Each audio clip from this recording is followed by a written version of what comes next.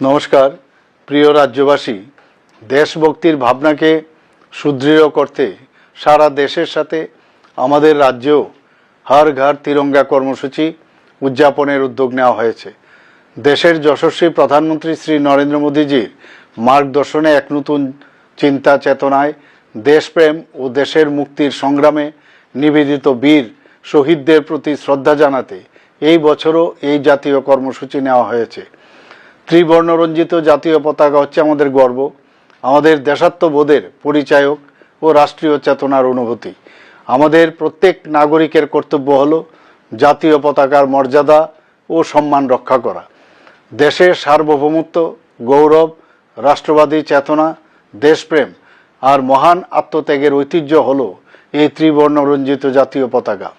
এই বছর হর ঘর তিরঙ্গা কর্মসূচি 9 আগস্ট থেকে 17 আগস্ট পর্যন্ত দেশ জুড়ে পালন করা হবে। হর ঘর তিরঙ্গা কর্মসূচি সফল করে তুলতে আমি রাজ্যের প্রত্যেক জেলা, মহকুমা, আগরতলা পুর নিগম সহ রাজ্যের অন্যান্য শহর, ব্লক, পঞ্চায়েত ও ভিলেজ কমিটি এলাকার বসবাসকারী প্রত্যেক নাগরিকদের প্রতি আহ্বান জানাচ্ছি।